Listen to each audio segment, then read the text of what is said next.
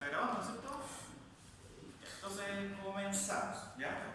Bien, nosotros la semana pasada ya analizamos lo que era el control on-off, principalmente el control con histérisis, ¿no es cierto? Que ya hemos dicho que en algunos casos, cuando yo encendía el actuador, la alarma empezaba a generar un incremento en la variable de proceso, y si ese incremento era mucho, teníamos que apagar el actuador y viceversa, ¿no es cierto? Bien. Y también vimos que existían dos modos del control on-off con histérisis, que era el control backward y el control forward, ¿no es cierto? En el control backward habíamos dicho que era aquellos casos en los cuales el actuador tiene una incidencia inversa en la variable de proceso, es decir, a mayor potencia del actuador, baja la variable de proceso. Y en el caso contrario del forward, a mayor potencia en el actuador, mayor es el aumento en la variable de proceso. ¿Ya? Básicamente de eso constan los controladores con interés. ¿Ya? Y ahora vamos a comenzar a analizar algo más importante, que es los controladores PID. ¿Ya? Bien, de partida, ¿qué es el controlador PID? Proporcional. Eso, justamente. ¿Qué es Un controlador regulatorio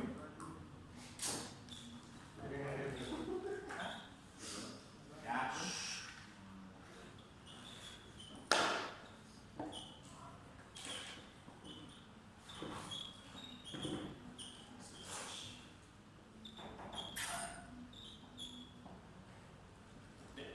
Entonces, habíamos visto que el controlador PID, ¿ya?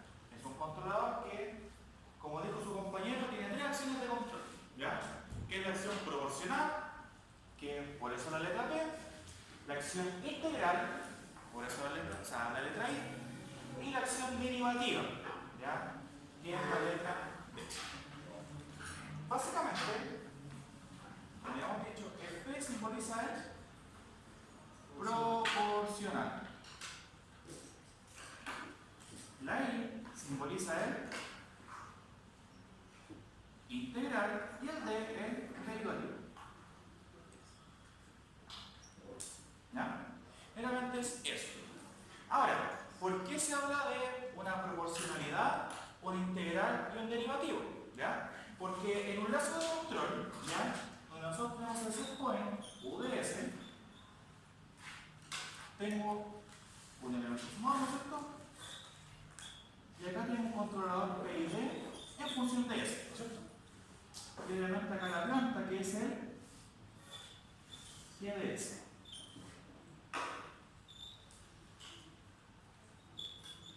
Bien, ¿qué es lo que ocurre? Acá yo tengo que el IDS es la variable de proceso.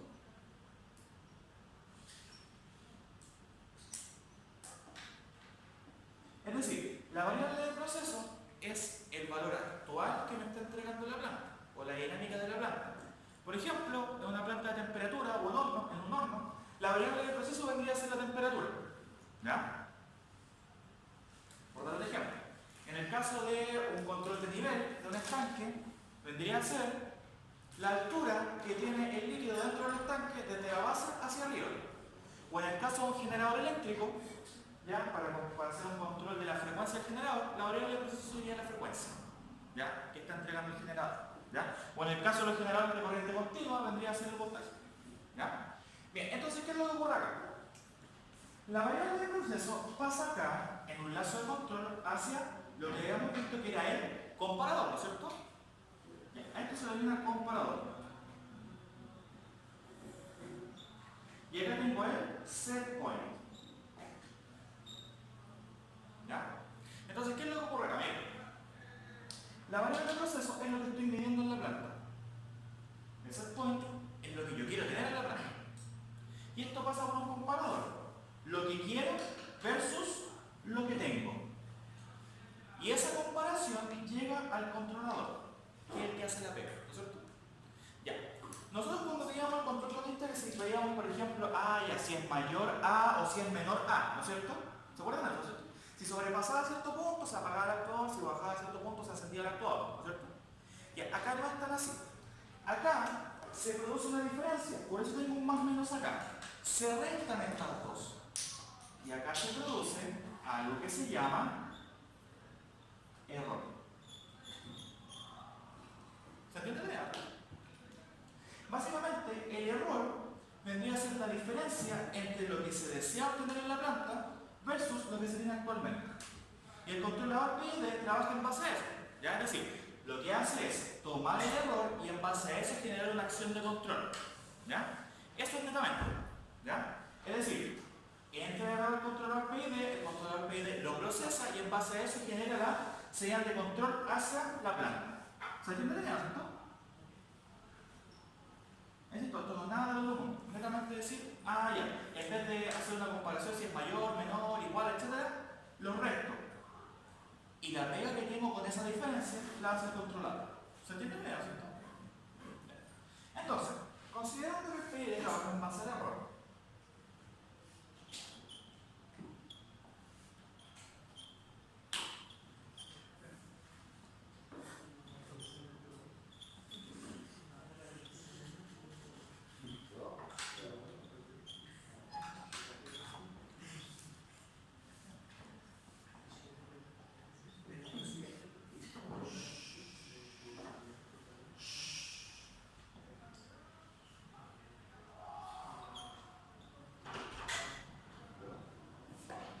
listo.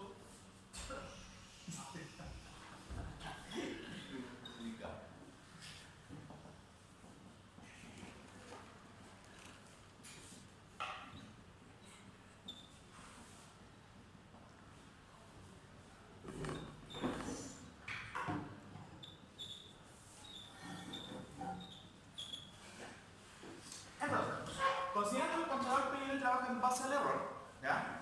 Nosotros podemos decir acá, ya. Entonces, el controlador PID vendría a ser una proporción del error más una proporción de la integral del error más una proporción de la derivada del error.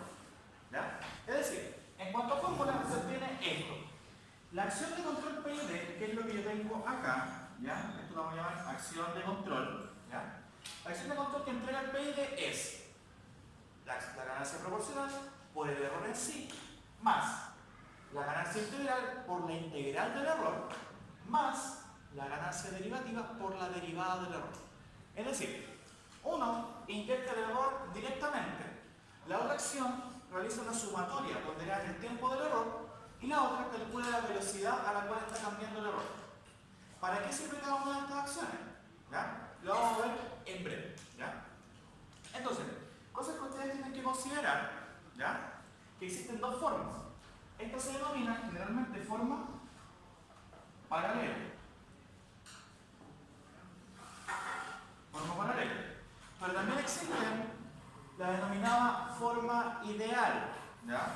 La forma ideal podría ser PID en función del tiempo es igual a KP factor de el error en función del tiempo más 1 partido en TI por la integral del error más PD por la derivada del error. La diferencia acá es que se incluyen constantes de tiempo para mitigar, por decirlo de alguna forma, la diferencial de tiempo que tienen tanto la integral como el derivativo.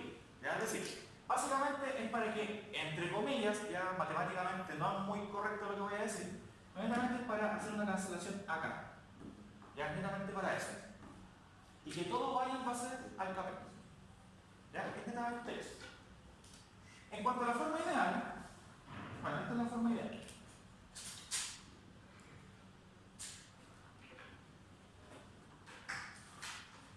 Entonces, de esa manera se compone el controlador PID. Lo que hace es reinyectar al sistema una señal proveniente de una proporción del error, la integral del error y la derivada del error. ¿Se entiende bien? Entonces, como subtítulo, acción proporcional.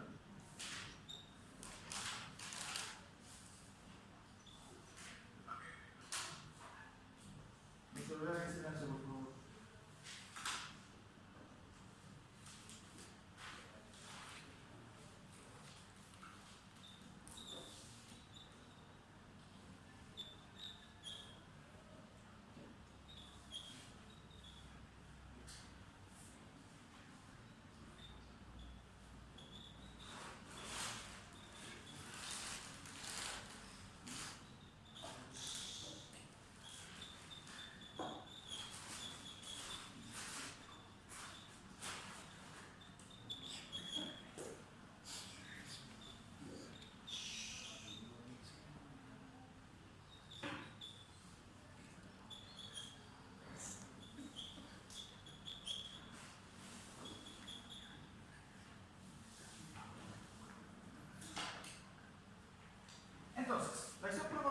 explícita.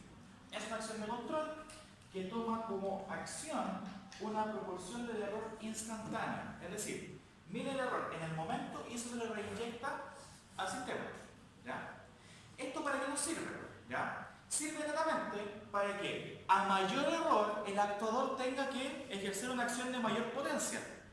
¿Ya? Y entre más pequeño se hace el error, el actuador tiene que ejercer menos potencia.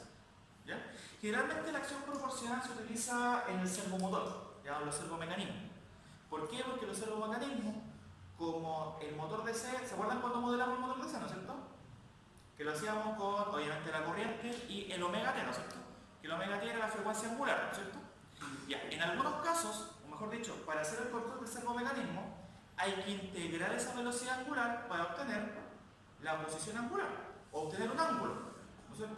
Y ese ángulo, como tiene un comportamiento integrado, o mejor dicho, si nosotros analizamos por el lugar de la raíz, tiene ¿cómo se llama? Un polo en los dos ejes, es decir, un polo que vale 0, lo que ocurre ahí es que, claro, solamente me basta la acción proporcional para hacer el control.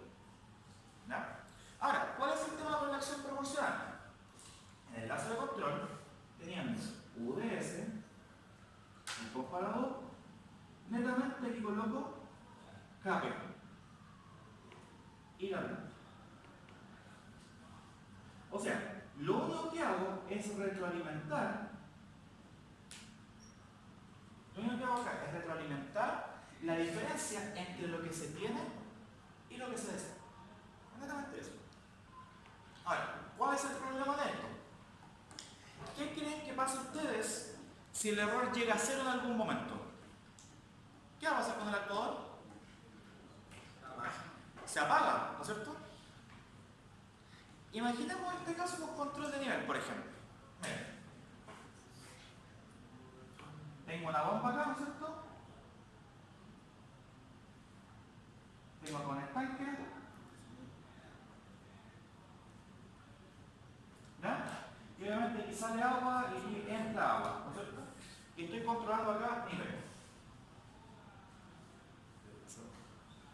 ¿Ya? ¿Qué es lo que ocurre acá? Miren, lo que ocurre acá es lo que se denomina error estacionario. ¿Ya? Y vamos a explicar qué es lo que pasa. Miren, ya, imaginamos que esta bomba es el actuador y tengo un sensor de nivel, ¿no es cierto? Ya. Entonces, imaginamos que está solamente con un control proporcional. ¿Qué va a pasar? Ya, este es el nivel que deseo. Este de acá. ¿Ya? El brazo de acá, no los celulares, por si acaso. Ya.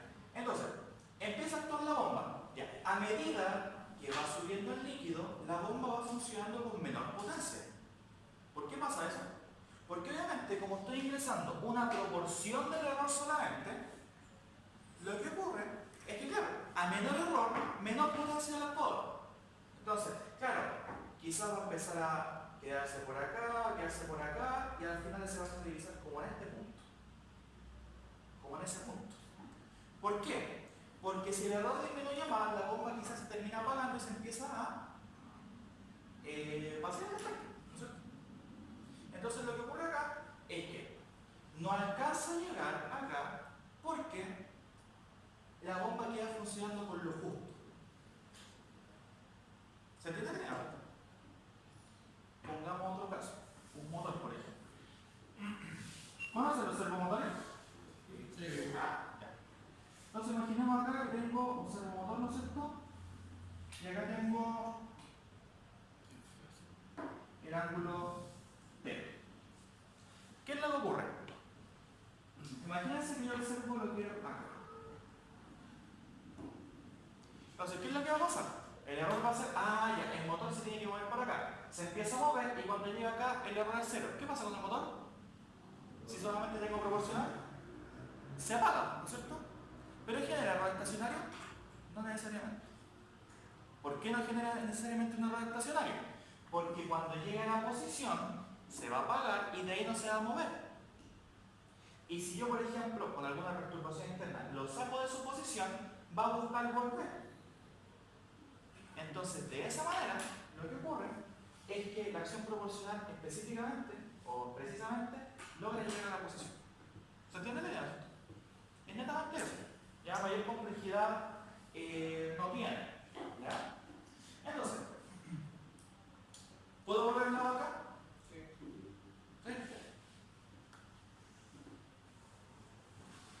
entonces.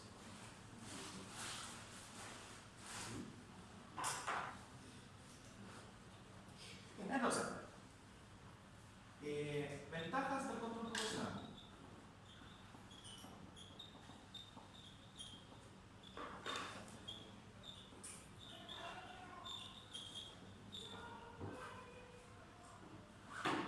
Bien.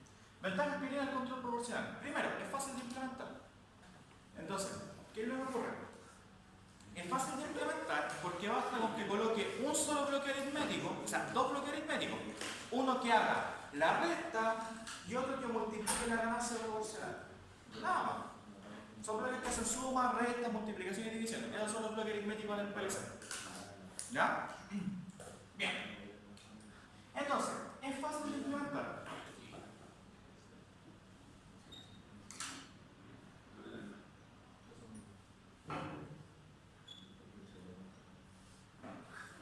Es fácil de implementar. Segundo, ideal para controlador de posición.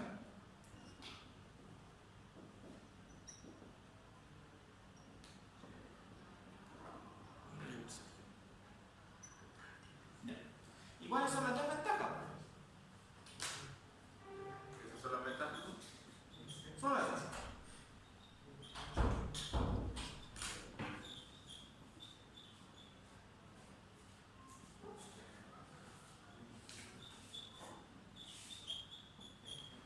Ya.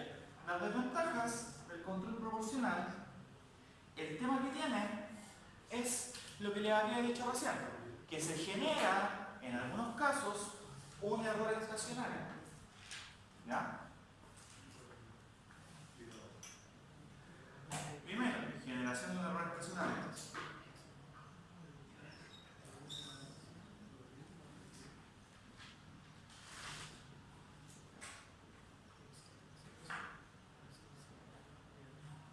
¿Ya?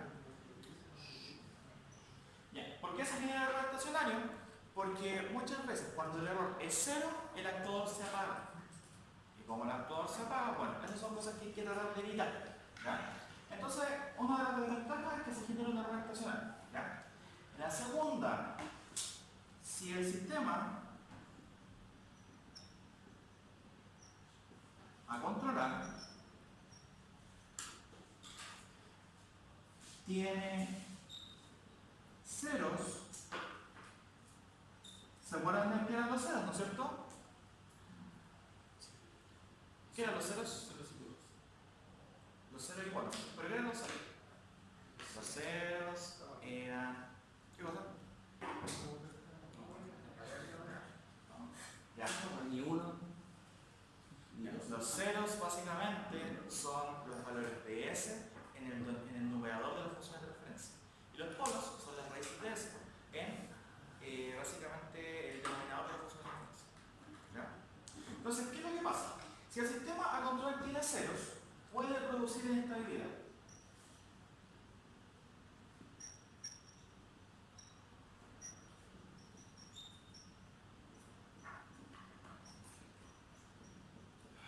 ¿Ya? Puede producir inestabilidad. En valores muy grandes,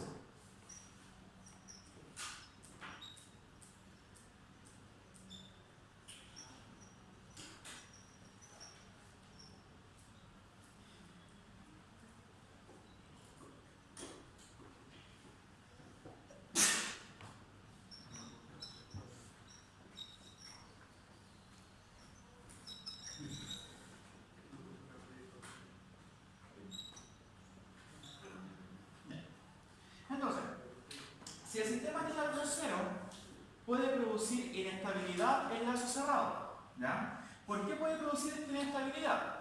Porque si este sistema tiene algún cero, lo que ocurre es que se va a sumar con los polos del sistema más la proporcional. Entonces, eso en cierta forma cambia un poco la dinámica del sistema y puede producir que se generen polos inestables. ¿Ya? Sobre todo esto ocurre en sistemas de tercer orden hacia arriba. ¿Ya? O en algunos casos cuando se aproximan retardos en un sistema. ¿Ya? No es algo que vayamos a alcanzar a ver nosotros, que son las aproximaciones de poder. Pero generalmente los retardos tienen ceros en el semiplano derecho. Y si usted retroalimenta esos ceros, puede producir que los polos se muevan al semiplano derecho. ¿Ya? Dígame. Si no se supone que está al lado derecho, son errores que no son reparables. Son reparables. Entonces habría que generar otro lazo cerrado más para reparar esos polos. Son todos reparables porque en el caso de que tuviera solamente uno en el lado derecho ya hay no reparables. Sí, depende de la dinámica del controlador o compensador que se utilice. ¿Ya? Porque si por ejemplo nosotros nos ponemos a pensar, ya, son reparables, pero ¿cómo los reparamos? Lo que hay que hacer es una estrategia para mover esos polos al semiplano izquierdo. Y eso se hace mediante algo que se llama compensadores. Ya que eso lamentablemente no vamos a alcanzar a ver. ¿Vos puedes subir la materia en internet? Cada ejercicio son como 2 horas. Ah, Es que lo que pasa es que lo primero que hay que hacer es trazar el lugar de la raíz en lazo abierto, después trazar el lugar de la raíz en lazo cerrado, obtener los polos, o mejor dicho, calcular los polos que uno desea en la planta, en base a eso hacer un cálculo del ángulo como una tangente hasta que se obtienen los valores del cero y el polo del compensador, y a las finales se calcula una ganancia. Entonces, ¿cómo es eso? ¿Y no tiene un ejercicio no resuelto? Creo que tengo el bonito por ahí. Creo que tengo uno por ahí, ¿ya? Pero lo podría hacer, ¿ya? Para que sepan que es un compensador y por qué no lo alcanzan. ¿Ya? Entonces, básicamente, la desventaja de la acción proporcional es que si existe, bueno, puede generar un error estacionario, ¿ya? El error estacionario generalmente se da en plantas de primer orden, ¿ya? Generalmente en plantas de primer orden, ¿ya? Si el sistema a controlar tiene ceros, puede producir inestabilidad, ¿ya? ¿Por qué? Porque un valor incorrecto de la ganancia proporcional puede mover los polos al lado, hacia el plano derecho, ya del lugar de la raíz, ¿ya? Y en valores de KP muy altos, ¿ya? Generalmente ocurren 2 cosas. 1, la planta puede empezar a oscilar, o 2, se produce una saturación del actuador. Me explico. Imagínense este mismo control de nivel, pero que le pongo un KP de 1000, por ejemplo. ¿Qué es lo que va a ocurrir? Si el nivel sube por sobre lo que debe, lo que va a ocurrir es que la bomba se va a apagar de golpe. Y si baja por sobre lo que tiene que estar, o sea, por debajo de lo que tiene que estar, la bomba se va a encender de golpe. Técnicamente, después de un rato vamos a observar una onda cuadrada en la bomba y va a producir que esto comience a oscilar. ¿Ya? No va a quedar estable, sino que va a empezar a oscilar. Y eso suele pasar en muchos casos porque el KP, al ser muy grande, tiende a saturar el actuador. ¿Ya? Ahora, hay técnicas para reducir eso, que se llama wind down, ¿ya? Y lo vamos a ver en algún momento, si es que alcanzamos, pero así como, esto es el wind down, listo. ¿Ya? Bien. Entonces, eso con la acción proporcional. ¿Dudas, consultas?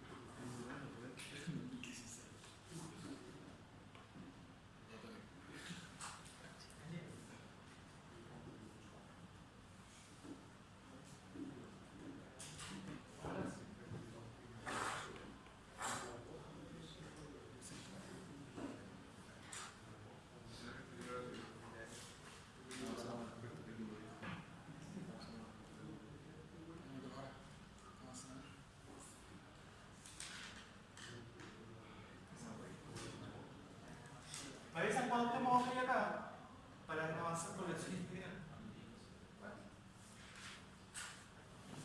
¿En qué caso puedo usar un proporcional o usar un interpesado negativo, un positivo o el pegue completo? Buena pregunta. Va a depender principalmente de la dinámica de la planta. Por ejemplo, en plantas de primer orden, aplicados a una especialidad, por ejemplo, un circuito de reserva, ¿ya? En estos casos es aconsejable utilizar no más allá de un control PI. ¿Ya? ¿Por qué? Porque la idea es generar proporción hasta que tenga un cierto error estacionario, ya no más allá de un 20%, y después se añade la acción integral para que se termine de estabilizar. ¿Ya? Pero, ¿qué es lo que pasa si yo, por ejemplo, coloco, no sé, un control solamente proporcional derivativo? No va a hacerle nada. No va a hacerle nada. O sea, va a seguir teniendo un error estacionario. ¿Ya? Por ejemplo, la acción integral se utiliza para disminuir el error en estado estacionario. Es para eso. si después de añadir un control PI, la planta tiende a oscilar mucho en su respuesta transitoria, es decir, se produce algo como esto. ¿Ya? Este sobrepaso que está acá generalmente puede producir daños a alguna maquinaria. ¿Ya? Por ejemplo, no sé, control de función de un motor, por ejemplo. Si genera este sobrepaso, quizás el motor puede romper alguna pieza mecánica. O en temperatura, es un horno de pizza, por ejemplo. Este sobrepaso me quema la pizza. Entonces, ¿qué es lo que se hace? Ahí se utiliza el derivativo, porque el derivativo, como toma la velocidad a la que evoluciona la planta, obviamente, si ve que está evolucionando muy rápido, va a empezar a frenarla un poquito. Y la respuesta quizás va a cambiar a esto. ¿Se entiende? Es para eso. Ahí obviamente nosotros lo vamos a analizar con más datos de la clase y vamos a ver cómo funciona cada una de estas acciones por sí solas y después en conjunto. ¿Ya? Aunque generalmente se tiende a utilizar en muchos procesos industriales, se tiende a utilizar no vaya a un controlador precio. El derivativo ya es como para poder agilizar un poco el tema, suavizar un poco. Sí, por ejemplo, cuando yo trabajé antes con el tema de robótica, pues, y se me relación con PID. Usamos PID para hacerlo. Para hacerlo, por ejemplo, seguidor de línea, justamente el PID se utiliza para que el sensor haga que el robot que va caminando se quede siempre en el centro de la línea. Que si se mueve, dice, ah, bueno, es para eso. Ya, voy a volver acá.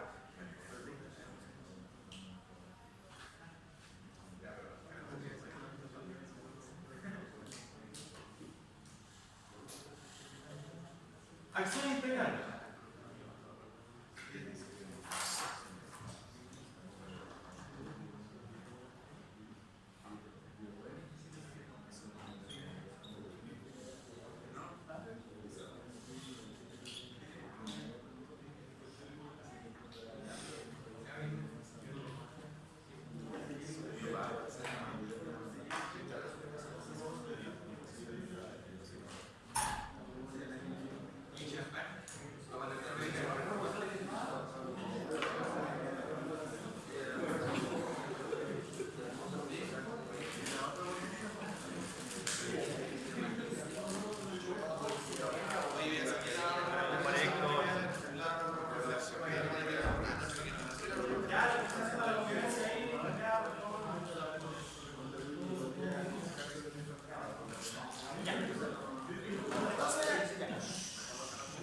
Ya, ¿qué están viendo ahí atrás? Monita china. Monito chino. Monita.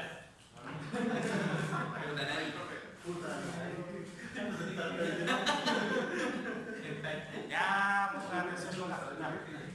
Ya, después van a ver sus cosas medias raras, su NTR, no sé. Entonces, la acción integral. ¿Qué es lo que es la acción integral? Toma como opción de control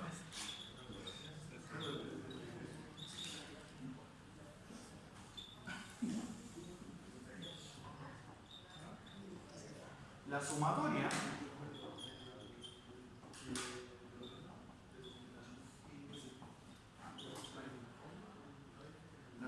del error. ¿Ya? Toma como acción de control la sumatoria del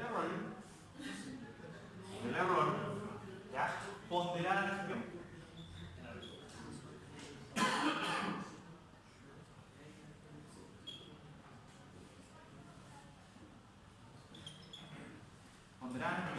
¿Ya?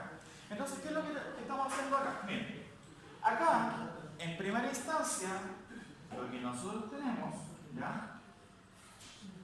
Tengo el UDS, ¿ya? Y acá vamos a colocar un ejemplo con un control PI.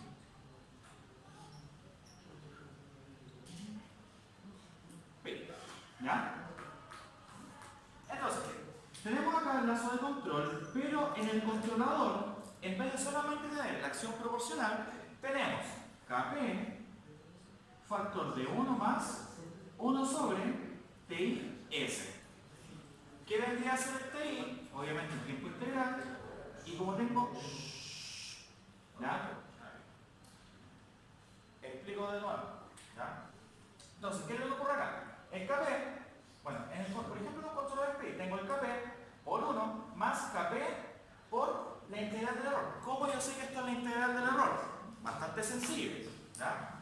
Porque la transformada de Laplace de la integral del error en función del tiempo es igual al error dividido en S. Por eso está partido en S, ¿ya? Y obviamente acá tenemos la planta que es el G de S.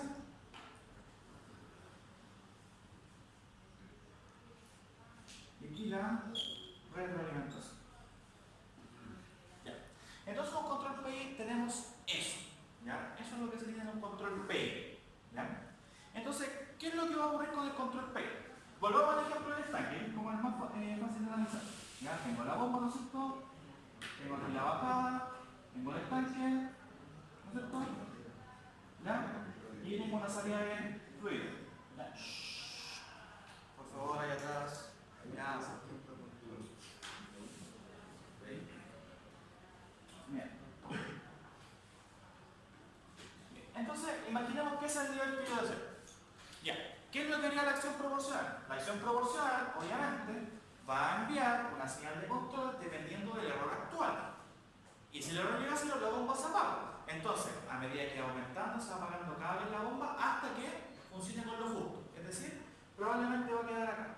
¿No es cierto? Probablemente va a quedar ahí. Pero ¿qué es lo que ocurre?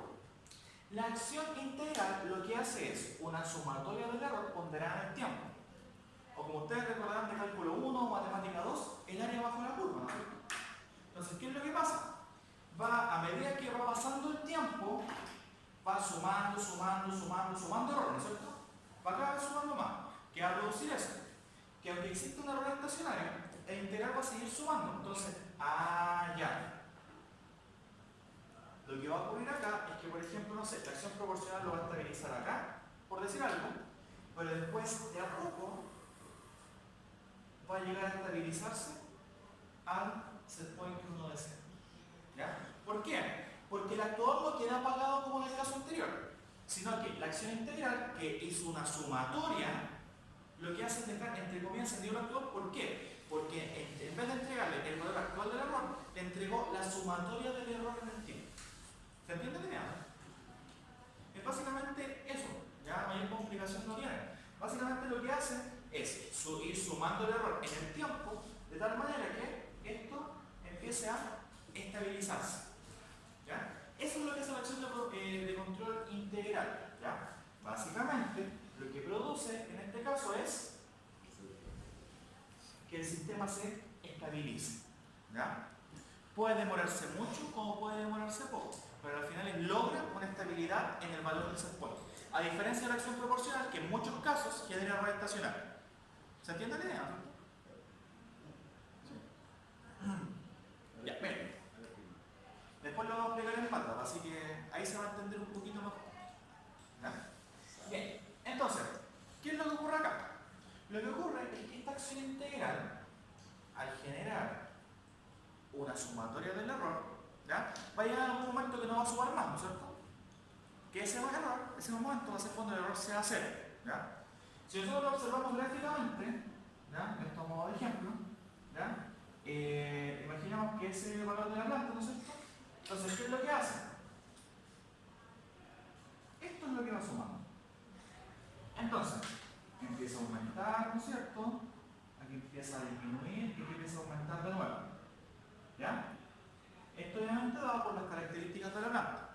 Y aunque el error sea cero, aún así, la acción integral tiene un valor guardado. ¿Ya? ¿Se acuerdan, por ejemplo, el análisis de circuito? Ustedes habrán visto, por ejemplo, cómo se comportaban por lanzar como una fuente corriente, ¿no? ¿Vieron eso, no es cierto? Básicamente, ¿qué genera? Una rampa, ¿no es cierto? La corriente es constante, pero lo que hace el condensador es almacenar carga, entonces empieza a aumentar. ¿Ya? La acción integral hace exactamente lo mismo. Básicamente lo que hace es ir sumando hasta que llegue a un punto donde el error sea cero. Ahí la acción integral deja de actuar. ¿Se entiende? Es decir, la acción integral no se queda tranquila hasta que el error sea cero. Es eso, en simples palabras. ¿Ya? Bien. Entonces, algunas ventajas que tiene esto.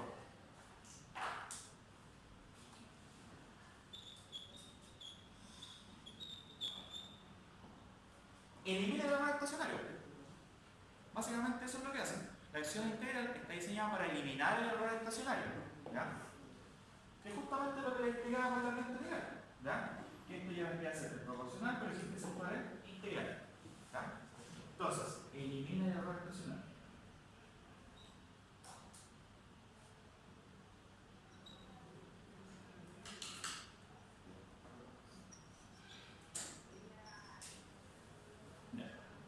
Eso en primera instancia. En segunda instancia, al eliminar el error estacionario, ¿ya? Nosotros podemos utilizar la acción integral también para agilizar el proceso de estabilidad transitoria. Es decir, básicamente hace que la respuesta transitoria de la planta sea un poquito más rápida, ¿ya?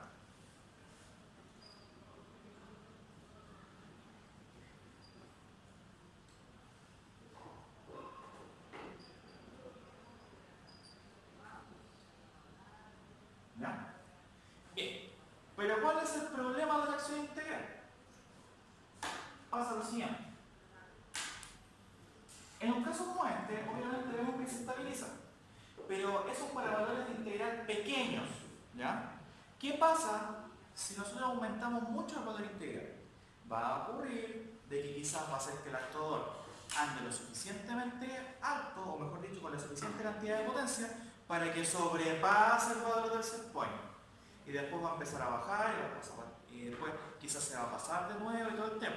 Entonces, lo que produce acá es un sobrepaso o un sobreimpulso en la señal. Para valores de integral muy altos, tiende a producir esto. ¿Por qué? Porque la acción integral, como está en algunos casos desmedida, tiende a hacer que el actuador actúe quizás con más potencia de la necesaria y hace que se pase, ¿no es cierto? Después el actuador tiene que retornar y eso produce una pequeña oscilación transitoria, ¿ya? Entonces, como desventaja,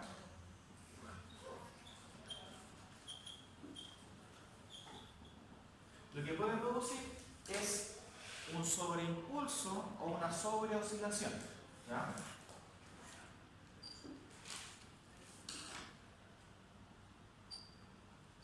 Puede producir un sobrepaso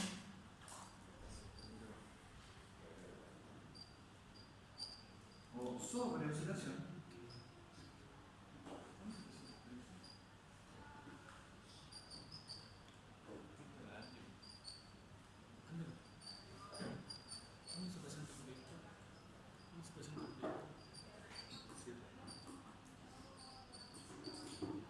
en la respuesta transitoria. ¿Ya? Entonces, ese es el gran problema que tiene la acción integral, ¿ya? Si uno coloca una acción integral de valor desmedido, puede producir un sobrepaso o puede producir una sobreoscilación, que en muchos casos son efectos no deseados, ¿ya? De hecho, pasa bastante cuando en los ramos de control, los chiquillos de electrónica, arman el servomotor. El servomotor generalmente no requiere más allá de un control proporcional. En algunos casos se le agrega un poquito de derivativo para suavizar la respuesta transitoria. Pero cuando la añade integral, el servo queda haciendo esto. Queda oscilando. Quizás se estabiliza un poquito en el valor, pero igual queda oscilando. ¿Por qué? Porque el integral lo que produce es que, claro, quizás se pasa, después vuelve y se pasa, así. ¿Ya? Inmediatamente eso. ¿Ya? Bueno, en unos minutos lo vamos a analizar más, ¿no? Así que no se preocupen.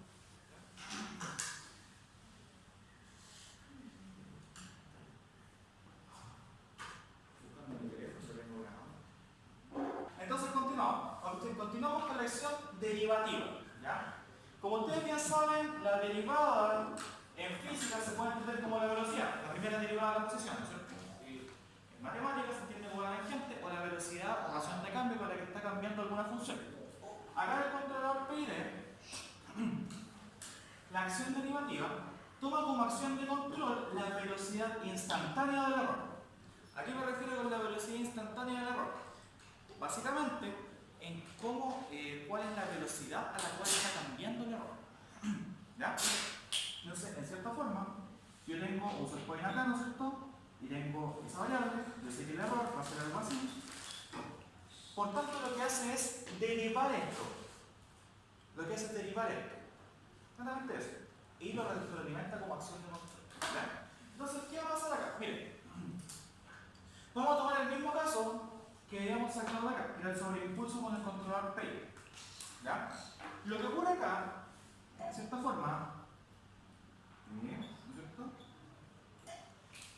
Ocurre acá que quizás existe un sobreimpulso, ¿no es cierto?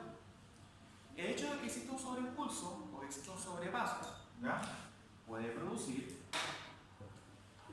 fallas en algún equipo, ¿ya? Principalmente en los sistemas mecánicos, ¿ya? Entonces, para evitar eso, se llena el controlador derivativo. ¿Qué es lo que hace? Retroalimentar la velocidad a la que está cambiando esto, ¿ya? Eso es lo que hace, retroalimentar la velocidad. Entonces, ¿qué va a pasar si esto está cambiando rápido? La acción derivativa va a ser grande, ¿no es cierto? Pero va a ser contraria. ¿Por qué? Porque el error en función del tiempo, en este caso, sería algo así. Recuerden, es la diferencia entre el set point, que en este caso es fijo, y la variable de proceso, que es lo que está cambiando. ¿Ya? Entonces, como toma esta velocidad y es negativa, ya. El error está variando muy rápido, entonces lo que hace el derivativo es, entre comillas, ajustar esto un poquito. Como lo inyecta de manera contraria, el actuador tiende a funcionar quizá un poco más lento, como actúa como una especie de freno. ¿Ya? Netamente como una especie de freno. Entonces, en vez de quizás tener este sobreimpulso, con el derivativo tendríamos algo así. ¿Ya? Que de hecho nosotros lo vamos a comprobar en MATLAB en 2 minutos. Y ahí lo voy a montar. Voy a montar en Simulink un control proporcional para que vean cómo se comporta, después el integral y después el derivativo. ¿Ya? Para que vean cómo funciona. ¿Ya? Entonces, básicamente lo que hace el derivativo es suavizar la respuesta transitoria. ¿Ya? Básicamente suaviza la respuesta transitoria. ¿Ya? Entonces, el derivativo sirve para hacer que la planta, entre comillas, se estabilice más rápido. Ya, pero con el PI habíamos logrado algo como eso, ¿no es cierto? Pero el problema es que se genera sobreimpulso. Entonces, la idea es mitigar esto, es decir, esto se va, esto se va, esto se va, esto se va, o derechamente lo vamos produciendo con la acción derivativa. ¿Ya? Si de hecho yo me pongo a simular un controlador PI de completo, van a ver que al añadir el derivativo, obviamente, la respuesta va a ser más suave y con menor oscilación y con menor sobreimpulso. ¿Se entiende lo que hablo? Es netamente para eso el derivativo. ¿Ya? Como calcula la derivada del error o la velocidad de cambio del error, la retroalimenta evitando sobreimpulsos. ¿Ya? Porque obviamente se anticipa a que quizás la respuesta transitoria es muy rápida y obviamente trata de mitigar un poquito eso. ¿Se entiende la idea? ¿Qué pasa allá atrás? Yo lo veo entre risa y lamento, algo así. Ya. Yes, really. Yo creo que aquí pocos quieren hablar de eso.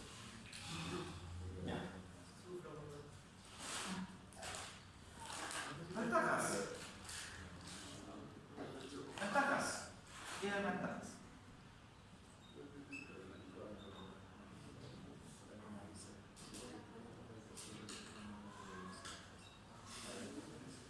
Ya. Ventajas. Primero. Ventaja. Suaviza la respuesta transitoria.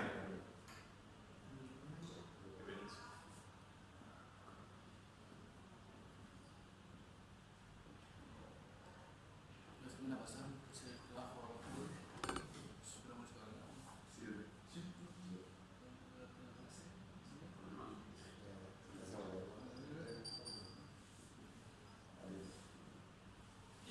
Yo creo que esa es como sería como la única ventaja que tiene el controlador derivativo. ¿Ya? ¿Por qué? Lamentablemente el derivativo, si ustedes en algún momento caen a trabajar en alguna empresa que además de hacer proyectos eléctricos, haga proyectos de automatización, ¿ya? Que puede suceder, ¿ya? Se van a dar cuenta que muy pocas máquinas utilizan un control derivativo. ¿Por qué? Primero, pueden producir inestabilidad.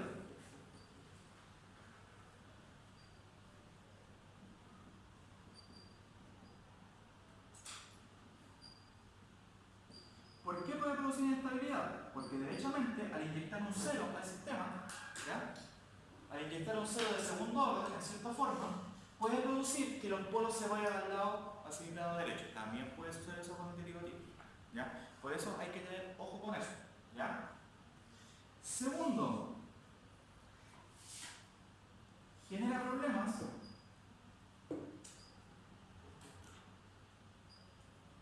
en señales con mucho ruido.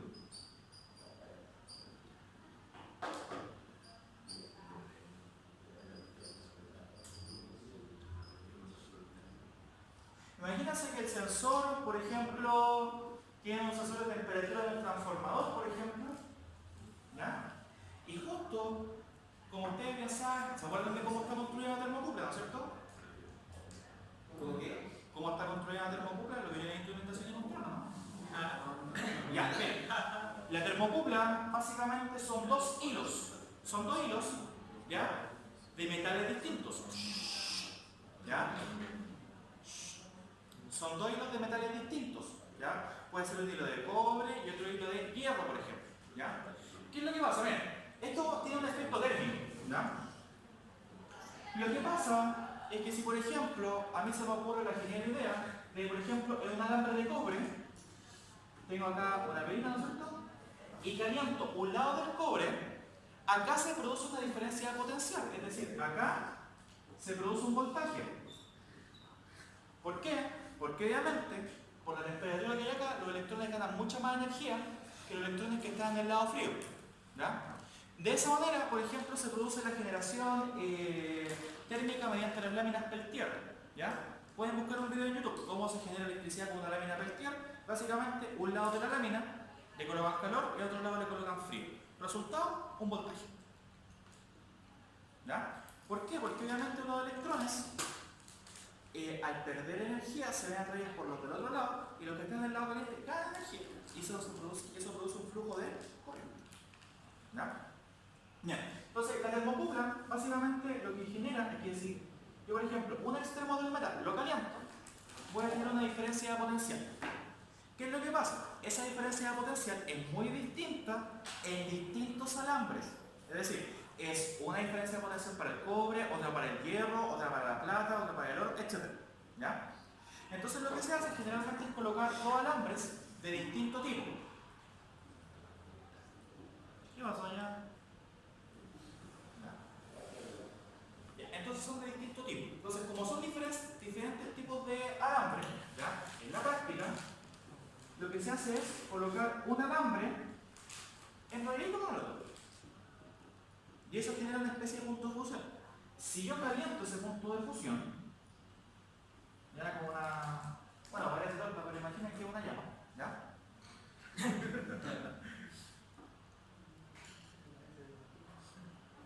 Y ahí está, la veis, listo. Ya. Entonces, ¿qué es lo que ocurre acá? Quizás, por ejemplo, esta diferencia potencial va a ser de 0,3 volts, pero esta va a ser de 0,2 volts. Como resultado, el hecho de que tenga una temperatura ahí me va a medir un voltaje. Va a entregar un voltaje en la sala. Y de esa manera actúan las termocuplas.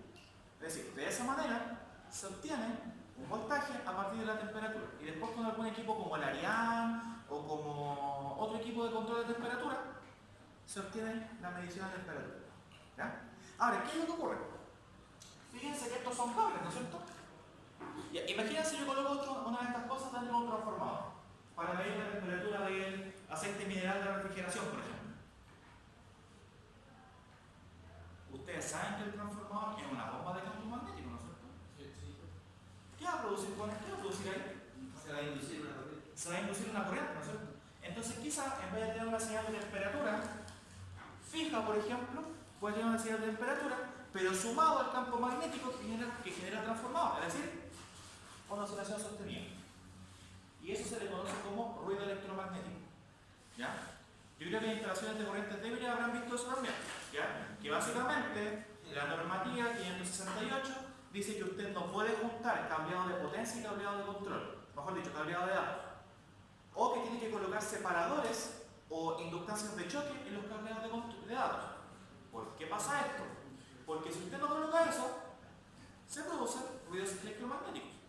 ¿Ya? Y quizás el internet, en vez de andarle andando, no sé, a 100 megas, le va a andar a 50 megas. ¿Por qué? Porque va a haber un ruido proveniente de la red eléctrica. ¿Ya? Ese es un tema. ¿Ya? Entonces, básicamente estos ruidos eléctricos, si llegan a un sensor y entran a un control derivativo, el derivativo, esto es TDS, correcto, TDS. ¿Ya?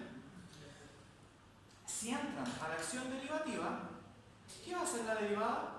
Va a derivar ese ruido, ¿no es cierto? Imagínense un ruido chiquitito a 50 Hz. Tiene una razón de cambio muy alta, ¿no es cierto? Si le añado un derivativo o si yo derivo esa señal, puede tener una sinusoide gigante. Y eso en cierta forma puede producir una inestabilidad en la red. ¿Se entiende la idea? Entonces, de esa manera trabaja el control derivativo. ¿Ya? Ahora, ¿cómo nosotros escogemos los valores adecuados de KP, TI y TD? Eso lo vamos a ver la próxima semana. ¿Ya? En lo que queda de clase, ¿ya? Que todavía nos queda media horita, vamos a analizar cómo funcionan estas acciones, pero en mano.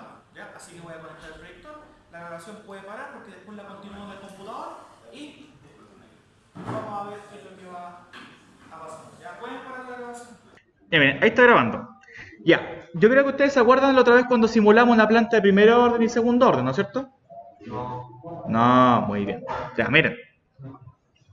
Acá para trabajar con MATLAB es muy sencillo. Solamente tienen que ocupar un par de bloques, nada más. ¿Ya? Entonces, miren. Lo que voy a hacer acá, en primera instancia, es utilizar una planta de primer orden. ¿Ya?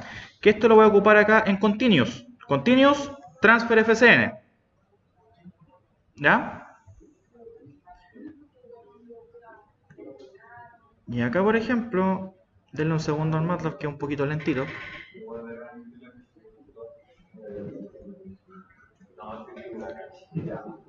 Está un poquito lentito, por si acaso.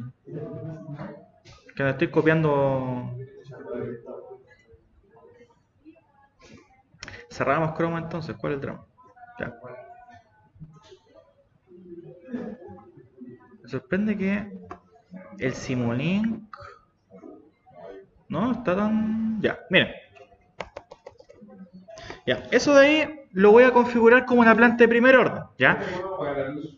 Ahí está la planta, ¿ya? Entonces acá, a la función de transferencia, ¿ya? Le voy a colocar parámetros X, ¿ya? Por ejemplo, le voy a colocar un K de 0,8 y le voy a colocar un tau de 2.1, ¿ya?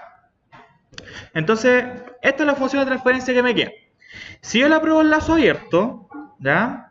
Me voy acá a Sinks, que técnicamente es para visualizar qué es lo que está pasando, ¿ya? Y Sources, que son las fuentes de señal, donde voy a utilizar en este caso un step, ¿no es cierto?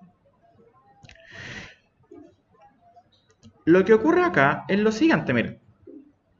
Voy a darle play, ¿ya? Y después debería ver el comportamiento de la planta acá con respecto al escalón, ¿ya? Entonces, le damos un par de segunditos para que procese. Vamos a cerrar este programa. Me extraña que esté funcionando tan lentito.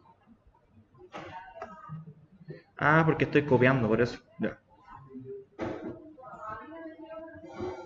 Ya, ahí están dando. Y ahí terminamos. Ya. Entonces, en el scope, ya, que lo voy a arreglar un poquito, obviamente. Que me estoy copiándole el MATLAB a alguien, se está demorando esto, por eso. Pero ahí queda poquito. Ya, entonces ese es el comportamiento que se tiene, ¿no es cierto? Si no se alcanza a ver, no se preocupen, yo lo arreglo ahora. ¿Ya? Le pongo el fondo blanco y todo el tema. Entonces, fondito blanco, ¿no es cierto? Letras y líneas en negro. Y acá esto lo coloco en un color rojo, ¿no es cierto? Y le coloco grosor 2. Ok, ya. Entonces, esa es la respuesta que tiene la planta. ¿Ya? Esa es la respuesta. ¿Ya? Si yo la comparo con el setpoint, ya, ahora va a andar más rápido. ¿Ya? Si yo la comparo con el setpoint, es decir, acá agrego dos entradas y hago la comparativa con el setpoint.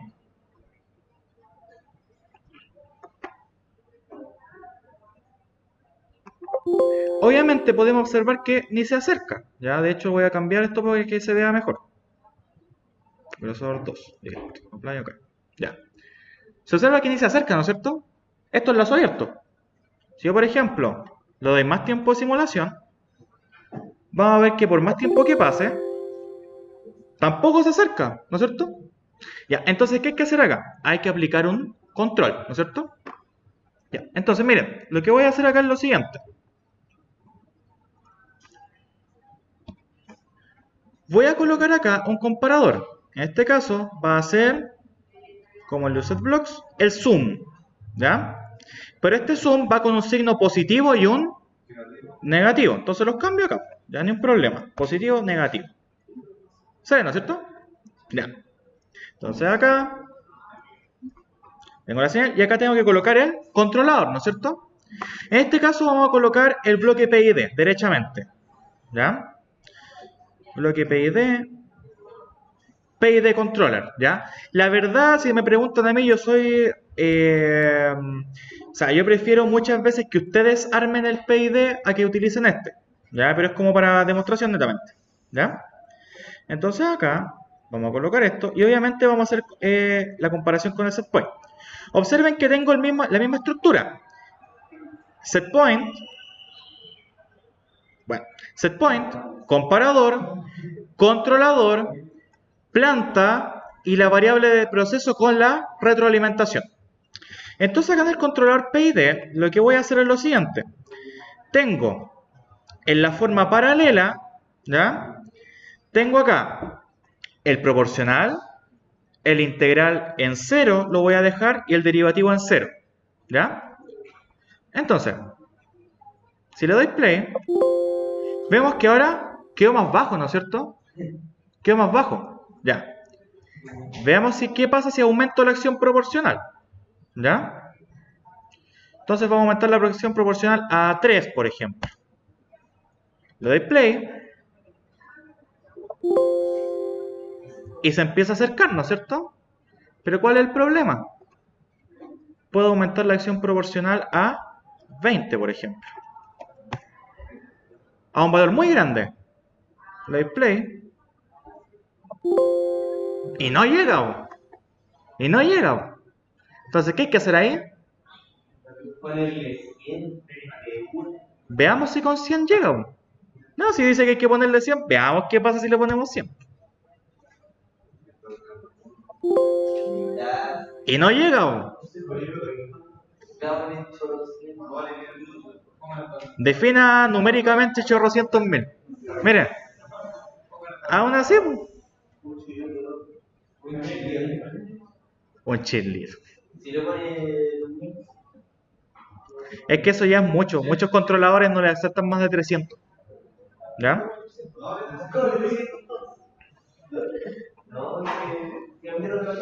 Ya. Entonces, ¿qué habría que hacer acá? Mire, vamos a dejarlo. Generalmente, cuando se hace la sincronización de forma empírica o de forma prueba y error, el proporcional se deja hasta obtener no más allá de un 80% de error. O sea, un 20% de error. Entonces, por ejemplo, con el 20 o con 15 yo creo que va a estar bien. ¿Ya? Eso, aquí yo estoy sintonizando, entre comillas, al ojímetro. ¿Ya? En la práctica hay métodos. ¿Ya? Por ejemplo, están los métodos de Cohen-Kuhn, el método de López, están los métodos de Seiler-Nichols, etc. ¿Ya? Entonces, observen que acá ya no tengo tanto error, ¿no es cierto? Entonces, es preciso comenzar a agregar el integral, ¿no es cierto? Ya. Entonces, en el PID vamos a agregar, por ejemplo, 1 de integral. Poquito. Démosle a play, a ver qué pasa. Entonces ya, se estabilizó con el proporcional y de a poco empezó a aumentar el integral, ¿no es cierto? Mágico, ¿no es cierto? Ya, ¿qué pasa si aumenta un poquito más el integral? 3, por ejemplo. Play. Y se estabilizó un poquito más rápido. Démosle más al integral. igual a la proporcional. Ya, igual es proporcional, a ver qué pasa. Me pasé. Me pasé. No, pero suele pasar esto. ¿Sí? De hecho, miren, yo voy a colocar acá, por ejemplo, el integral en 40. y vean qué es lo que va a ocurrir. Existe un pequeño sobreimpulso ahí, ¿no es cierto? Ya, entonces acá... Bien, esto yo les lo recomiendo para cuando hagan el trabajo las curvas se les vean más bonitas, porque aquí parece como una especie de triángulo. En la práctica no es un triángulo, ¿ya? Entonces, el solver, en la configuración, en el engranaje, el solver lo cambian a Elo de 23TB. Si no me equivoco, cuando trabajamos con MATLAB anteriormente lo hicimos, ¿no es cierto?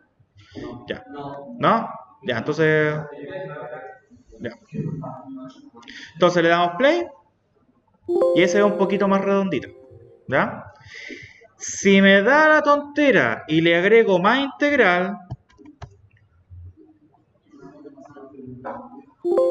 el problema es eso, un sobreimpulso, ¿no es cierto? ¿Ah? Puede quemar un equipo, ¿no es cierto? Ya. ¿Qué hago yo para solucionar el sobreimpulso? Ustedes acá me dirán, profe, baje la integral nomás. Aumento el proporcional. Entonces, miren, ¿qué pasa si aumento el proporcional? 1, por ejemplo. Valor súper pequeño. Play.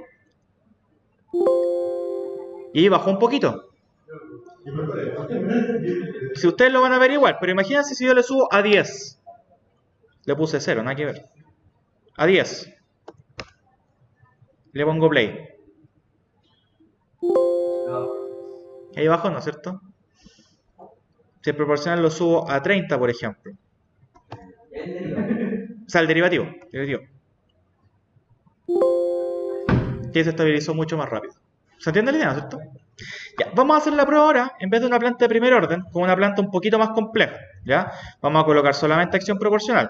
0, 0, 1. ¿Ya? Este coeficiente de filtraje que aparece acá es para cuando las plantas tienen ruido. Ya después les voy a mostrar qué pasa cuando la planta tiene ruido. ¿Ya? Entonces acá vamos a colocar una planta de segundo orden. Por ejemplo, 10... 1 dividido en 3 y aquí le colocamos 12, por ejemplo. ¿Ya? Y aquí la voy a colocar directamente en lazo abierto. Ya no me interesa colocarla en lazo cerrado todavía. Entonces, acá la conecto al setPoint, ¿no es cierto? Ya, miren. Le doy play. Y esta es la respuesta que tiene la planta. El lazo abierto. Empecemos a agregarle un control. ¿Ya? Más y aquí menos. ¿Ya? ¿Con qué acción empezamos? La proporcional, ¿no es cierto? ¿Sí o no? Acción proporcional. Ya. ¿Qué hace la acción proporcional? Mira. Le coloco play. Y ahí quedó más bajo, ¿no es cierto? Pero si yo empiezo a aumentar el proporcional, por ejemplo, a 10...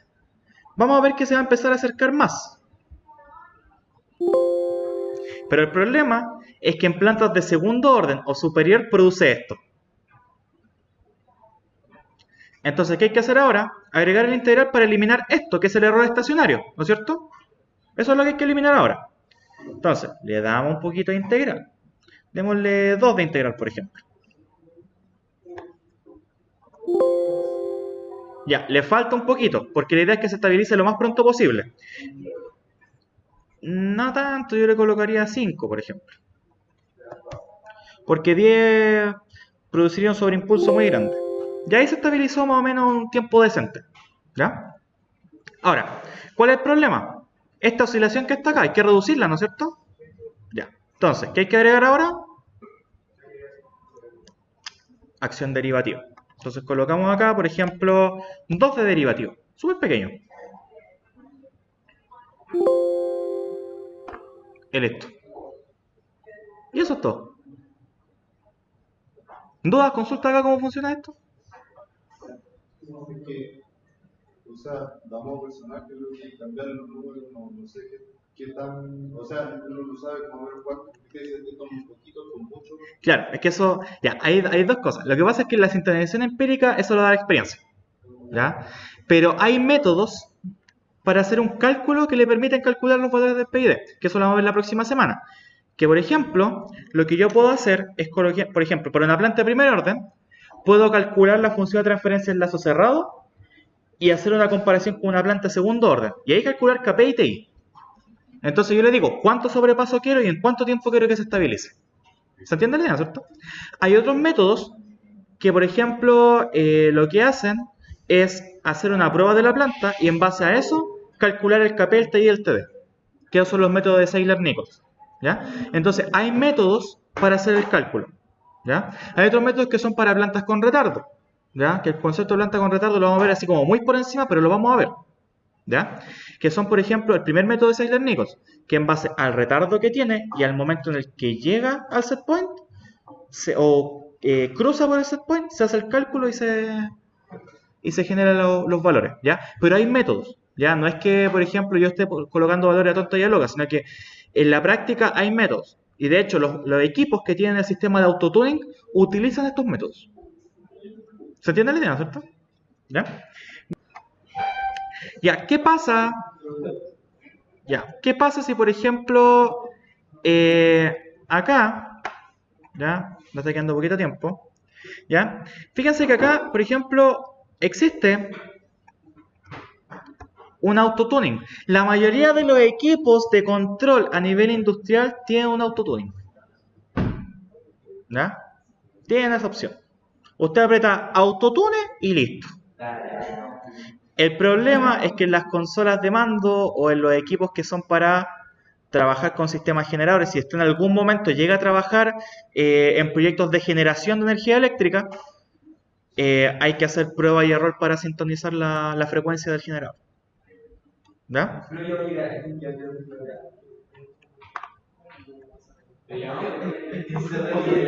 Ya, entonces acá esto se demora un poquito.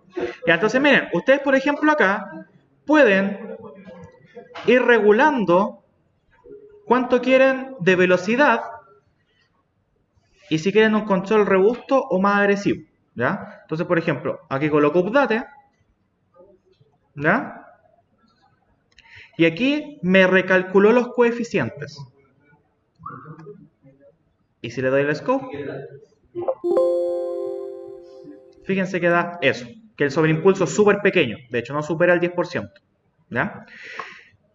Otra cosa es qué pasa si la planta tiene ruido, ¿ya? Para este caso, acá el coeficiente de filtraje lo puedo dejar en 0, ¿ya? Ya, y acá el derivativo lo tengo que aumentar, ¿ya? Si no me equivoco, el coeficiente de filtraje, ¿esto es 0 o esto es inf? No me acuerdo si... Infinito y valor es más inf, ya. 1, por ejemplo. Ya, el tema es el coeficiente de filtraje. Ese coeficiente de filtraje me está molestando. Ya, miren, les voy a mostrar ahora cómo se arma el PID pero con bloques, ¿ya? Para que después la próxima semana veamos los métodos y ustedes los comprueben en MATLAB. Y ahí les doy el trabajo y lo que tienen que hacer, ¿ya? Ya, miren. ¿Cómo se arma en bloques? Voy a añadir espacio acá. Miren. Acá lo que voy a hacer es traerme, fíjense, derivativo, un bloque que hace la derivada, ¿no es cierto? Un bloque que hace el integral y el proporcional, ¿ya? Que el proporcional se va con una ganancia, ¿ya? Entonces vamos a colocar KP, acá vamos a colocar KI y vamos a colocar KD, ¿ya? La próxima semana trabajamos con los ajustes ideales, en cierta forma, ¿ya? Entonces acá coloco un sumador porque estas tres acciones se suman, ¿no es cierto? Y coloco más, listo. Entonces, sumo las tres acciones, ¿no es cierto? Acá el coeficiente de filtraje lo coloco en 0, ¿no es cierto? Ya, y coloco los mismos valores que tenía. Por ejemplo, esto era 10, si no me equivoco, esto era 5 y esto era 2.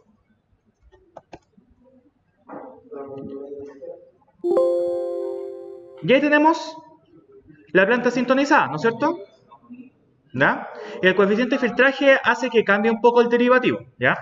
Ahora, miren por ejemplo qué ocurre si yo le añado ruido a la señal, ¿ya? Es decir, no existe, ahora no existe, lo eliminé, porque en el bloque viene, pero aquí lo eliminé. ¿Cómo lo ponemos? Ahí lo cambian. Ya, pero los cálculos que se hacen en la práctica no consideran un coeficiente de filtraje, ¿ya? Ahora, ¿qué pasa si no existiese ese coeficiente de filtraje? ¿Ya? Miren, voy a eliminar este cable. Ya, voy a ver. Bueno, esto no lo puedo realimentar todavía. Y acá voy a colocar otro sumador. ¿Pero qué va a hacer este sumador? Va a sumar una señal adicional, ¿no es cierto? Ya. Y lo que va a sumar, en cierta forma, va a ser ruido. Es decir, yo voy a venir para acá, en las fuentes, voy a colocar un ruido. ¿Ya? Entonces, aquí le voy a colocar un valor un poquito más chico, ya para que no sea un ruido tan exagerado, ¿ya? Y aquí le voy a colocar un tiempo muestreo bajo, ¿ya? Estos son parámetros que casi siempre van a ser iguales, por si acaso, eso se les va a explicar en el trabajo, ¿ya? Entonces, miren, voy a probar la planta a lazo abierto, ¿ya? A lazo abierto, miren.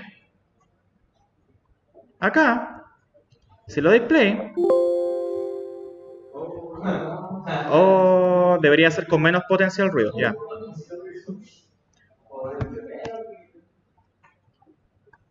Ya, generalmente ya. ¿Qué pasa ahí? La señal tiene ruido, ¿no es cierto? Ya, en la práctica esto es como súper nocivo para los sistemas de control. Miren, voy a colocar el derivativo en 0. ¿Ya? El derivativo en 0. Y voy a colocar la planta ahora en lazo cerrado. Ya. Entonces, claro, ustedes fíjense que igual es la especie de control, ¿no es cierto? Igual alcanza a hacerlo. Pero el problema es este. Añadamos derivativo. Oh, no lo hizo. Oh, qué raro. Ya. Imaginemos que esta señal ahora tiene un ruido más pronunciado, es decir, un ruido más rápido.